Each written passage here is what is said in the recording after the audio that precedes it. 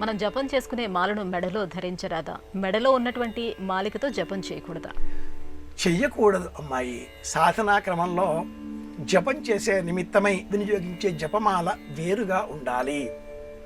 జకారో జన్మ విచ్ఛేద పకార పాపనాశక జన్మ పాప వినాశిత్వాత్ జప ఇత్యభిధీయతే అని శాస్త్రవాక్యం. మనం చేసిన పాపాన్ని తొలగించుకోవడం కోసం జపం చేసే నిమిత్తమే ఒక జపమాలికను వినియోగిస్తున్నాం. ఈ జపమాలికలో ఉండేటటువంటి మణులు, వాటినే పూస అని కూడా మనం పలుకుతూ ఉంటాం. మణిని ఇలా జపమాలక చూపుడు వేల ఉంచి వదిలిపెట్టే సమయంలో మణిని బయటకు వేస్తూ ఉండాలి.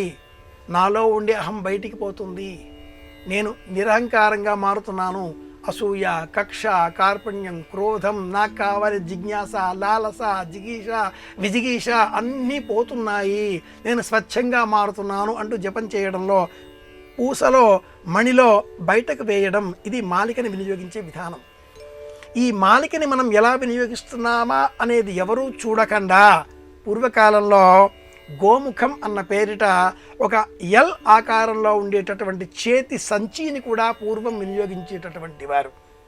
జపం చేసే సమయంలో జపమాలిక ఏమిటి, అందులో ఉండే మణులను లోన వేసుకుంటున్నామా బయట వేసుకుంటున్నామా తెలియకుండా ఒక వస్త్రం పైన ఆచ్ఛాదనగా కప్పేటటువంటి వారు జపమాలికను అందులోనే వదిలిపెట్టాలి. ఎటువంటి మణులతో కూర్చిన మాలికను వినియోగిస్తున్నాం అనేది కూడా ఎవరూ చూడకూడదు. పగడపు పూసలతో చేసిన మాలికతో జపం చేస్తే శత్రువులపైన విజయం. స్ఫటిక మాలికతో మనం జపం చేస్తే విపరీతమైన వశీకరణ శక్తులు. ముత్యములతో చేసిన జపమాలికతో జపం చేస్తే ధనం పెరుగుతుంది. తులసి పూసలతో, చెక్క పూసలతో చేసిన జపమాలికతో జపం చేసినట్లయితే కృష్ణుని అనుగ్రహం లభిస్తుంది. పగడము, ముత్యము ఈ రెండింటితో కలిపిన మాలికతో జపం చేస్తే సామ్రాజ్యం సిద్ధిస్తుంది, ఆరోగ్యం చేకూరుతుంది. ఇవన్నీ కూడా జపం చేసే నిమిత్తమై చెప్పబడినటువంటి మాలికలు కనుక ఇవన్నీ ఆ గోముఖంలో ఉండాలి.